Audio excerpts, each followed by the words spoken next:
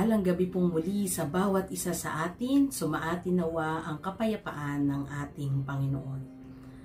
Sa ating patuloy na pagbubulay-bulay, basahin po natin unang Korinto chapter 13 verse 6. Hindi nito ikinatutuwa ang gawang masama, ngunit ikinagagalak ang katotohanan.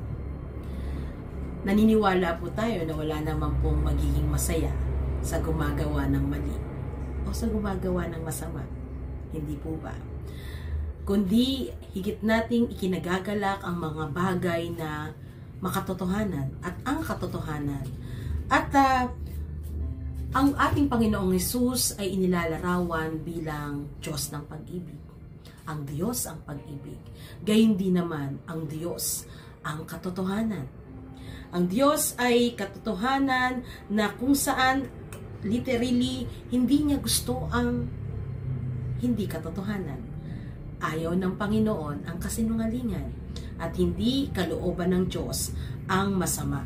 Kaya naman, sa punto ng salitang ito, na ang pag-ibig ay hindi ikinatutuwa ang masama, kundi ikinagagalak ang katotohanan, ay nagpapahayag sa atin na isipin natin ano ba ang mga bagay na masama o yung mga bagay na evil. Sapagkat ang Diyos sa kanyang pagiging Diyos ay hindi niya binibilang ang ating kamalian. Hindi niya binibilang yung ating mga kasalanan, kundi ang kanyang ipinapakita at ibinabalik at ipinagkakaloob sa atin ay pag-ibig upang mapawi ang anumang sakit, anumang bagay na nagpapabigat sa ating puso, na ibig sabihin para sa Panginoon, mag-move on tayo.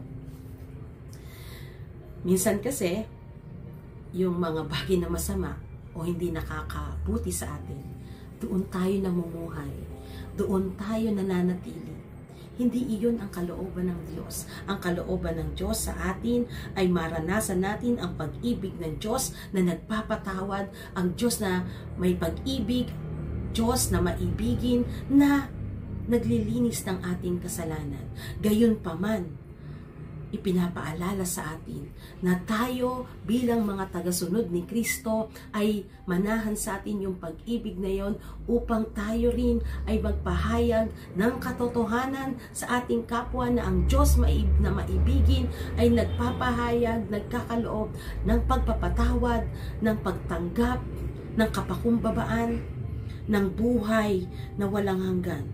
Pagdating sa pagbibilang ng kasalanan, yan ay nakakalimutan ng ating Panginoon.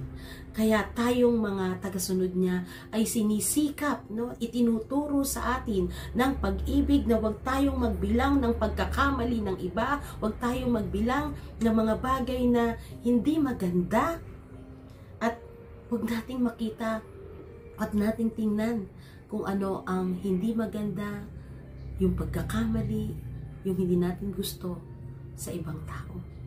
Kundi higit nating tingnan yung pag-ibig na kaloob sa atin ni Kristo upang maging pagpapala tayo sa tao at sa ibang nakakasalamuhan natin. Kaya yung pag-ibig na umiibig sa katotohanan ay handang ilabas yung pinakamabuti sa kanyang kapwa. Hindi ka madamot.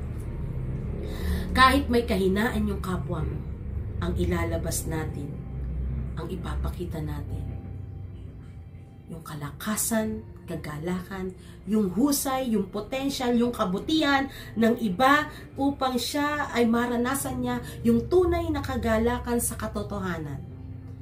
Sapagkat siya at ikaw, tayong lahat, ay pinagpapala.